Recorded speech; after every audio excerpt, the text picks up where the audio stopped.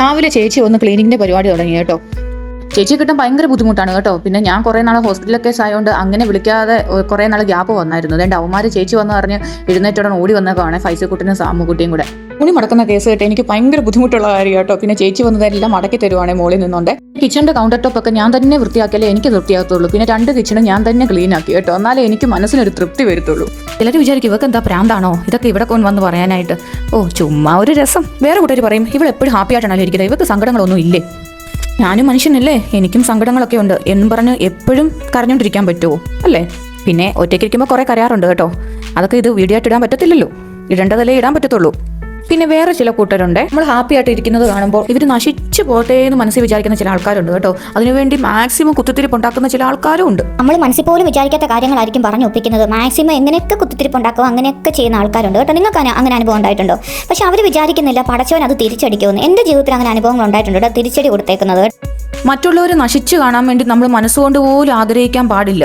അവർക്ക് അതുണ്ടല്ലോ അവർക്ക് ഇതുണ്ടല്ലോ എന്ന് മനസ്സുകൊണ്ട് ആഗ്രഹിച്ചിട്ട് അവർ നശിക്കുന്നില്ലല്ലോ എന്ന് ആഗ്രഹിക്കുന്ന ആൾക്കാരുണ്ട്. അത് പടച്ചവൻ ഒരിക്കലും പൊറുക്കപ്പെടാത്ത കാര്യമാണ്. അത് തിരിച്ചടി കിട്ടും. അതിനുവേണ്ടി മാക്സിമം അവർ എന്തൊക്കെ ഒപ്പിക്കാൻ പറ്റുമോ അതെല്ലാം അവർ ഒപ്പിക്കും. അത് അവർക്ക് തന്നെ അത് പാരയാവും. അത് തിരിച്ചടി ഉറപ്പായിട്ടും പടച്ചവൻ അത് കൊടുക്കും. അമ്മക്കുട്ടി സ്ലേറ്റും കൊണ്ട് വന്ന് നിൽക്കുവാണ്. അവിടെ കല്ല് പെൻസിൽ കണ്ടില്ല എന്നും പറഞ്ഞോണ്ട്. എവിടെ വെച്ച അമ്മക്കുട്ടി?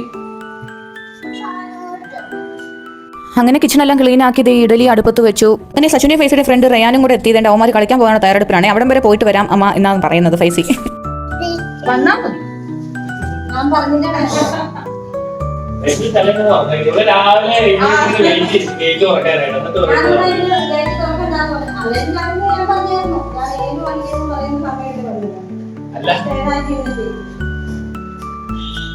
ചേച്ചി പറഞ്ഞത് എന്നാന്ന് വെച്ചാൽ ഒരു ദിവസം എന്നെ ചേച്ചി പറ്റിച്ചു. വെളുപ്പിനെ ഞാൻ ഗേറ്റ് എല്ലാം തുറന്നിട്ട് കാത്തിരുന്നിട്ട് ചേച്ചി അന്ന് വന്നില്ല. അതാ പറഞ്ഞത് ഇനി ഇതെല്ലാ ആഴ്ചയിലും വരണമെന്നാണ് സിയാദ് പറഞ്ഞത്.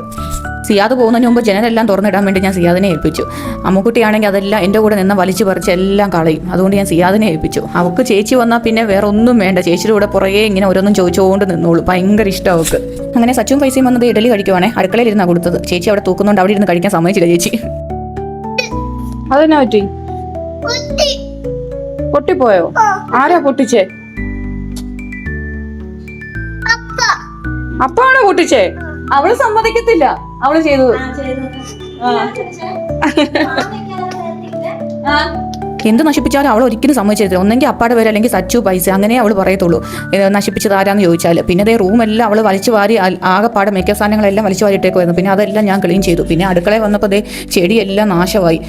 ഒരാഴ്ച അകത്താണെങ്കിൽ ഒരാഴ്ച പുറത്താണ് ഞാൻ വെക്കുന്നത് കേട്ടോ, വെയിൽ ഒളിക്കാനായിട്ട്. ഇപ്പോൾ കുറേ നാളായിട്ട് അകത്ത് തന്നെ ഇരിക്കുന്നതുകൊണ്ട് അതെല്ലാം നശിച്ചു പോകാൻ തുടങ്ങി. അങ്ങനെ ഞാൻ എല്ലാം എടുത്ത് വെളിയിൽ കൊണ്ട് വെക്കാൻ വേണ്ടി പോവാണ്. എന്ത് ചെടി ഉണ്ടായിരുന്ന വീടായിരുന്നു. പിന്നെ അമ്മൂൻ്റെ ഡെലിവറിക്ക് ശേഷം എല്ലാം നശിച്ചു പോയി. പിന്നെ പയ്യെ ഇപ്പോഴാണ് നോക്കാൻ തുടങ്ങിയിരിക്കുന്നത്. ഇപ്പോഴത്തെ എല്ലാം ക്ലീൻ ചെയ്ത് ഞാൻ താഴെ കൊണ്ട് വെച്ചപ്പോൾ എല്ലാം വലിച്ചു വാരി അവൾ എല്ലാം നശിപ്പിക്കാൻ തുടങ്ങി. പിന്നെ അതെല്ലാം കയറ്റി ഞാൻ മോളിൽ കൊണ്ട് തന്നെ വെച്ചു. താഴെ വെച്ചിട്ട് കാര്യമില്ല, അവളോട് പറഞ്ഞിട്ടും കാര്യമില്ല. പിന്നെ ഒറ്റയ്ക്കിരിക്കുമ്പോൾ ആകെപ്പാടെ മനസ്സിനൊരു അസ്വസ്ഥത. പിന്നെ ചെടിയിലേക്ക് ഇറങ്ങിയപ്പോൾ കുറച്ചൊക്കെ സമാധാനം കിട്ടുന്നുണ്ട്. അങ്ങനെ അതേ ചെടി വീണ്ടും നോക്കാൻ തുടങ്ങിയേക്കുന്നത്. അങ്ങനെ കുറേ ചെടി സിയാദ് വാങ്ങിച്ചു തന്നിട്ടുണ്ട് കേട്ടോ. കുറേ ബോഗൺവില്ലായും അങ്ങനെ കുറേ പ്ലാന്റ് ഒക്കെ. ഇനി അതെല്ലാം റിപ്പോർട്ട് ചെയ്യണം. പിള്ളേർ സ്കൂളിൽ പോയി കഴിഞ്ഞാൽ ഒറ്റയ്ക്കല്ലേ ഇരിക്കുന്നത്, അതുകൊണ്ട് ബോറടിക്കുമെന്ന് പറഞ്ഞിട്ട് സിയാദ് കുറേ പ്ലാന്റ് ഒക്കെ വാങ്ങിച്ചു തന്നിട്ടുണ്ട്. അതെല്ലാം ഇനി റിപ്പോർട്ട് ചെയ്ത് സെറ്റ് ചെയ്യണം. പിന്നെ 1-2 പ്ലാനും കൂടെ സിയാദ് പറഞ്ഞിട്ടുണ്ട്. അത് ഞാൻ ഇപ്പോൾ പറയുന്നില്ല, പിന്നീട് പറയാം. മനസ്സിൽ ചില ആൾക്കാർ വേറെ എന്തെങ്കിലും വിചാരിച്ചാലേ അത് നടക്കില്ല. അതുകൊണ്ട് ഞാൻ ഇപ്പോൾ പറയത്തില്ല, അത് നടന്നതിന് ശേഷം പറയാം കേട്ടോ. എൻ്റെ കൂടെ ചെടി നനയ്ക്കാൻ ഇറങ്ങിയിട്ട് തേൻ്റെ വെള്ളത്തിക്കളിയാളോ അവൾ ചിരി കണ്ടില്ലേ. ഇതിൻ്റെ ഇടയിൽ ഞാനും ചേച്ചിയും കൂടെ ഫുഡ് കഴിച്ചായിരുന്നു കേട്ടോ. പിന്നെ ലുലുന്ന് വാങ്ങിച്ച സാധനങ്ങളൊക്കെ ഉണ്ടായിരുന്നു. അതൊക്കെ എൻ്റെ അടുത്ത് കബോർഡിലൊക്കെ വെച്ചു. അടുത്ത കിച്ചൺ ക്ലീൻ ആക്കണ പരിപാടിയാണ്. പിന്നെ ഒരു കാര്യം പറയാൻ മറന്നുപോയിരുന്നു കേട്ടോ. വാപ്പിച്ച് വരുമെന്ന് പറഞ്ഞിട്ടുണ്ടായിരുന്നേ. വൈകുന്നേരത്തെ നേരിട്ടുള്ള ബസ്സിൽ കയറി വരാമെന്നാണ് പറഞ്ഞേക്കുന്നത്. അതുകൊണ്ട് ചിക്കനും പത്തിരിയും ഉണ്ടാക്കാമെന്ന് ഓർത്തു. അതുകൊണ്ട് വേഗം പണിയൊക്കെ തീർക്കാൻ വേണ്ടിയുള്ള പരിപാടിയാണ്. പാപ്പിച്ച് വരുന്ന കാര്യം പിള്ളേരോട് പറഞ്ഞില്ല കേട്ടോ. പാപ്പിച്ചിയുടെ കാര്യമായതുകൊണ്ട് എനിക്ക് തീരെ വിശ്വാസമില്ല. അതുകൊണ്ട് ഞാൻ പിള്ളേരോട് പറഞ്ഞു കഴിഞ്ഞാൽ പിന്നെ അവന്മാർക്ക് വിഷമാവും. പിന്നെ അതും പറഞ്ഞുകൊണ്ട് ഭയങ്കര വഴക്കാം, വന്നില്ല എന്നും പറഞ്ഞുകൊണ്ട്. അതുകൊണ്ട് ഞാൻ അവന്മാരോട് പറഞ്ഞില്ല പാപ്പിച്ച് വരുന്ന കാര്യം. അങ്ങനെ ചേച്ചി തുടയ്ക്കാനുള്ള തയ്യാറെടുപ്പില്ല. അപ്പോൾ എന്നെയും കുഞ്ഞിനെയും പുറത്തു വിട്ടു. അവന്മാർ കളിക്കാൻ പോയപ്പോയിരുന്നു. എന്നാ വേണം? ഓഫോ ജ്യൂസ് ഇല്ല. ഇത് പാർത്തോട് നേഴ്സറിയില് 3 വയസ്സല്ലായിരുന്നു. പിന്നെ തൊട്ടപ്പുറത്തെ ലാബിലെ എത്താൻ വന്ന് കുറച്ചു നേരം വർത്താനമൊക്കെ പറഞ്ഞ് അങ്ങനെ കുറച്ച് സമയം പോയി കേട്ടോ. അങ്ങനെ അതേ സച്ചുവിനെ ഞാൻ വിളിച്ചു വരുത്തിയതാണ് കേട്ടോ. ചേച്ചിക്ക് നാരങ്ങ മേടിച്ചുകൊണ്ട് വരാനായിട്ട്. അവൻ്റെ ടാങ്ക് മേടിച്ചോണ്ട്. ഇന്നലെ ചെടിയെല്ലാം ഞാൻ കട്ട് ചെയ്തു, തെച്ചിച്ചെടിയെല്ലാം കട്ട് ചെയ്തു. പിന്നെ അടിയനിയൻ ചെടി അതൊക്കെ ഇനി റിപ്പോർട്ട് ചെയ്യാണ്ട്. പിന്നെ അതാ ഇരിക്കുന്നത് എൻ്റെ അമ്മയുടെ ജീവന കേട്ടോ. എൻ്റെ അമ്മ പൊന്നുപോലെ സൂക്ഷിച്ച അടിയനിയൻ ചെടി കേട്ടോ. എപ്പോഴും എന്നോട് പറയുമായിരുന്നു. പിന്നെ ചെടിയോടുള്ള ക്രേസ് എനിക്ക് പോയതുകൊണ്ട് ഞാൻ കൊണ്ടുവരത്തില്ലായിരുന്നു. കൊണ്ടുപോകുന്നു. അങ്ങനെ ആ ചെടി ഞാൻ ഇങ്ങനെ അടിച്ചുകൊണ്ട് പോകുന്നു കേട്ടോ.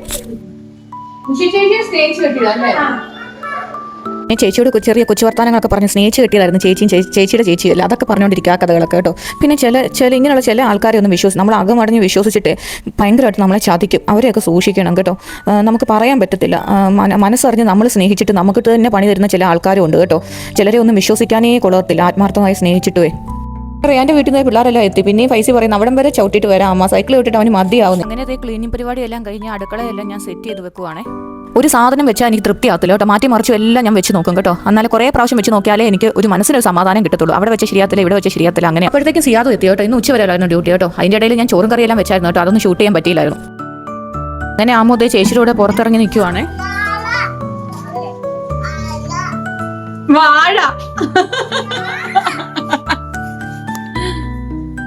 ഇങ്ങനെ ചേച്ചിയോട് സംസാരിച്ച് നിൽക്കാൻ നമുക്ക് ഭയങ്കര ഇഷ്ടമാണ് കേട്ടോ. ചേച്ചിയുടെ പുറകെ നടന്നോളും കേട്ടോ. ഓരോ തെങ്ങ് വാഴ എന്നൊക്കെ ചേച്ചിയോട് പറഞ്ഞു കൊടുക്കുവാണേ. പിന്നെ ചേച്ചിയുടെ ഇന്നത്തെ പരിപാടിയെല്ലാം കഴിഞ്ഞ് ചേച്ചി ചോറുണ്ണുവാണേ. അങ്ങനെ ഞങ്ങൾ കൊച്ചു വർത്താനങ്ങളൊക്കെ പറഞ്ഞിരുന്നാണ് ചോറുണ്ണേ. അങ്ങനെ എല്ലാം പണിയും കഴിഞ്ഞ് ചേച്ചി വീട്ടിലേക്ക് പോവാണേ.